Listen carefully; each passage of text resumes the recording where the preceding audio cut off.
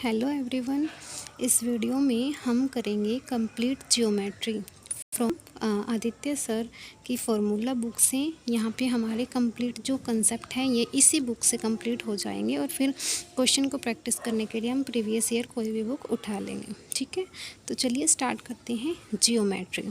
अब देखो जियोमेट्री में हम क्या क्या पढ़ते हैं। लाइंस एंड एंगल्स पढ़ते हैं, ट्रायंगल्स पढ़ते हैं, क्वाड्रिलेटरल, पॉलीगन एंड सर्कल। ठीक है, तो सबसे पहले हम स्टार्ट करते हैं लाइंस एंड एंगल, जो कि बिल्कुल बेसिक पार्ट है जियोमेट्री का, जो 90% बच्चों को तो आता होगा, लेकिन फिर भी उनमें से कुछ ऐसे होंगे जिनको नहीं आता होगा। तो चलिए एक बार समझ लेते हैं कि लाइन एंड एंगल्स में हम क्या क्या पढ़ेंगे। सबसे पहले आता है पॉइंट। तो पॉइंट क्या होता है? A point is a circle of zero radius which determiners a location. It is usually denoted by a capital letter. ठीक है, यानी कि पॉइंट क्या होता है? एक ऐसा सर्कल जिसकी रेडियस क्या हो? जीरो, बिल्कुल छोटा सा बिंदु। ठीक है, फिर होता है हमारे पास types of points. Types of points कितने टाइप्स होते हैं हमारे पास? दो पॉइंट होते हैं। ठीक है, दो टाइप्स होते हैं। फर्स्ट होता है कोलिनियर। कोलिनियर का मतलब क्या है? जो एक ही लाइन पर एग्जिस्ट करे वो पॉइंट। ठीक है, नेक्स्ट है नॉन कोलिनियर, मतलब जो पॉइंट्स हैं वो एक लाइन पर नहीं है, जैसे कोई यहाँ है, कोई यहाँ है, कोई यहाँ है। इनसे अलग अलग लाइन तो जा सकती है, बट इनसे एक लाइन नहीं जा सकती। ठीक है, इसलिए इनको क्या कह देते हैं? नॉन कोलिनियर पॉइंट्स कह देते हैं। उसके बाद हमारे पास आती है लाइंस। लाइंस हम किसे बोल लेंगे? लाइन कोई भी क्या हो जाएगी? किसी एक डायरेक्शन में हमारी क्या हो जाएगी? वो जब हम इनफाइनाइट नंबर ऑफ पॉइंट्स को मिला देते हैं ना, वो हमारी लाइन बन जाती है, रेखा बन जाती है। ठीक है, तो इसके टाइप्स कितने हैं हम देखते हैं। सबसे पहले आती है स्ट्रेट लाइन। स्ट्रेट लाइन क्या होती है? जो बिल्कुल सीधी जाए उसको हम स्ट्रेट लाइन बोलते हैं। कर्व्ड लाइन क्या होती है? जो ऐसे मुड़ी तुड़ी सी होती है उसको हम कर्व्ड लाइन कहते हैं। उसके बाद हमारे पास लाइन सेगमेंट क्या होता है? मान लो ये बहुत बड़ी लाइन है, यहाँ से यहाँ आगे भी जा रही है। ठीक है, बट इसको अगर मैं किसी छोटे से सेगमेंट में डिवाइड कर देती हूँ ना, तो ये छोटा सा सेगमेंट हमारा क्या कहलाएगा? लाइन सेगमेंट कहलाएगा। ठीक है, ये इससे आगे नहीं जा सकता। तो यानी कि दो बिंदुओं के बीच जब डिस्टेंस हमारी सर्टेन हो जाती है ना, उसको हम क्या बोलते हैं? लाइन सेगमेंट बोलते हैं। फिर टाइप्स ऑफ लाइंस आता है कि कितने टाइप की होती हैं। सबसे पहले होती है इंटरसेक्टिंग। नाम से ही पता चल रहा है ये लाइंस क्या होती है? इंटरसेक्ट करती है किसी एक पॉइंट पर। ठीक है, दो या दो से ज़्यादा। ठीक है, फिर है कनकरेंट लाइंस। कनकरेंट लाइंस क्या होती है? जो लाइंस एक ही बिंदु से गुजरे उसको हम बोल लेंगे कनकरेंट लाइन। ठीक है, फिर उसके बाद हमारे पास आता है पैरेलल लाइंस। पैरेलल लाइंस क्या होती है? जो एक दूसरे के बिल्कुल समानांतर हो। ठीक है, इसको इससे डिनोट करते हैं। उसके बाद आता है परपेंडिकुलर लाइंस, जो एक दूसरे के क्या हो? 90 डिग्री के एंगल पर हो। ठीक है, 90 डिग्री के एंगल पर हो। फिर आता है ट्रांसवर्स लाइन। ट्रांसवर्स लाइन क्या होती है? जब दो लाइन से कोई एक रेखा गुजरे। ठीक है, a line which intersects two और मोर, यानी कि एक ऐसी लाइन जो दो या दो से ज़्यादा लाइंस को इंटरसेक्ट करती है, तो उस लाइन को हम क्या बोलेंगे? ट्रांसवर्स लाइन बोलेंगे। ठीक है, उसके बाद हमारे पास कुछ इम्पोर्टेंट पॉइंट्स हैं लाइन के। क्या?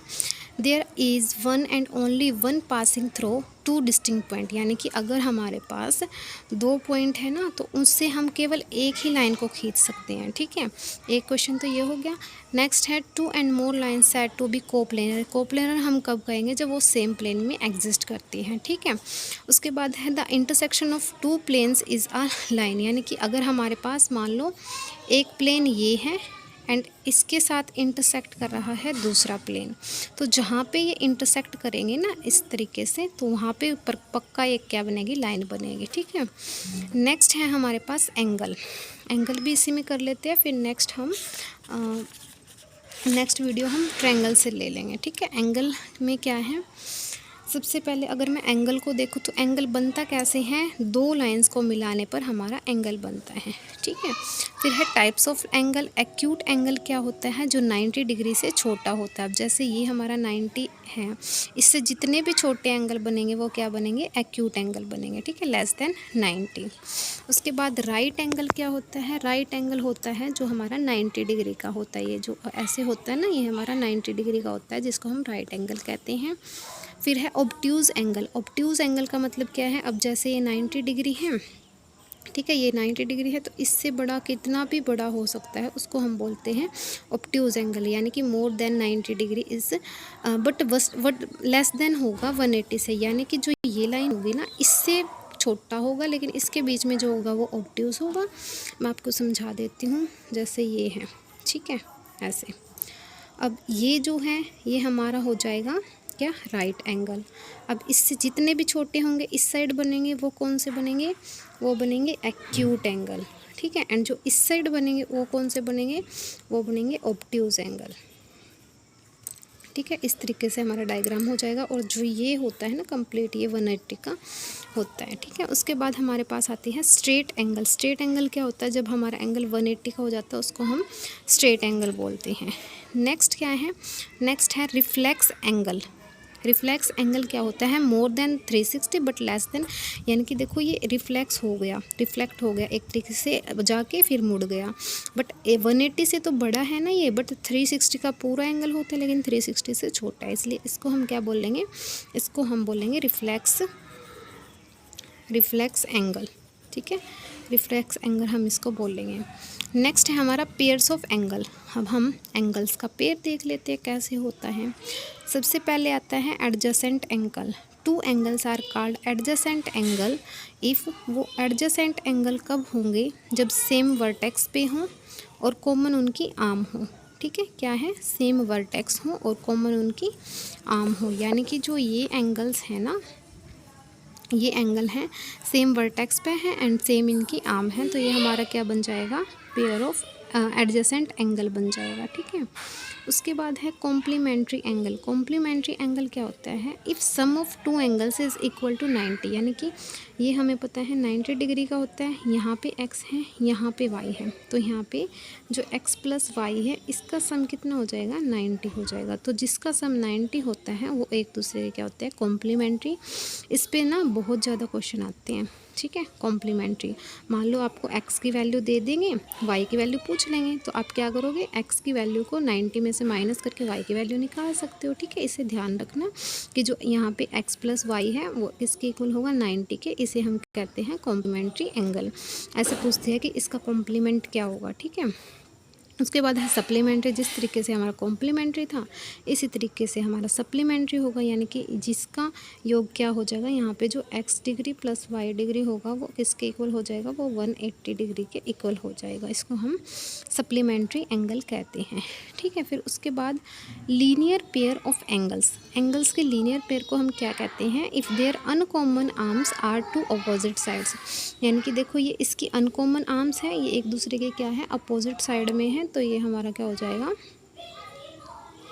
अपोजिट साइड में है, तो ये क्या हो जाएगा, लीनियर पेयर हो जाएगा एंगल्स का, ठीक है।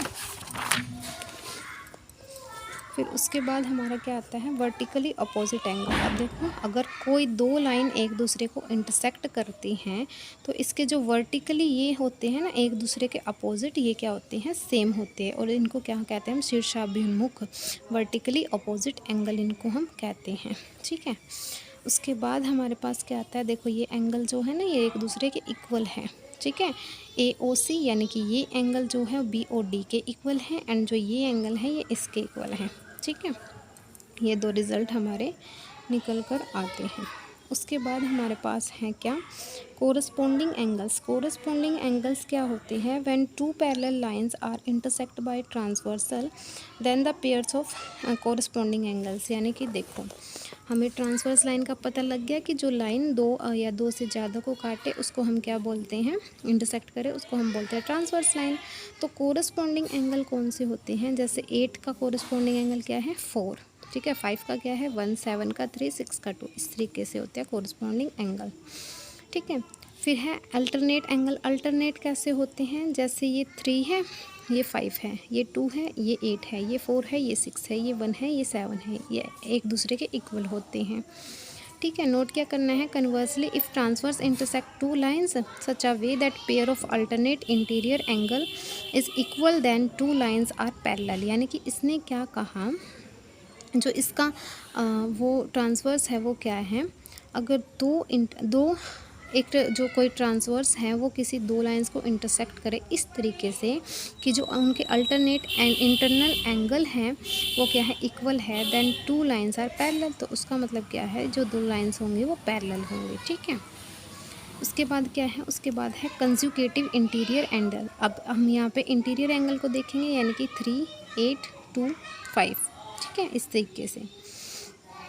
तो यहाँ पे क्या हो जाएगा, जो 5 और 2 का सम होगा ना वो किसके इक्वल हो जाएगा, वो 180 के, एंड 3 एंड 8 का जो हो जाएगा वो 180 के, ठीक है।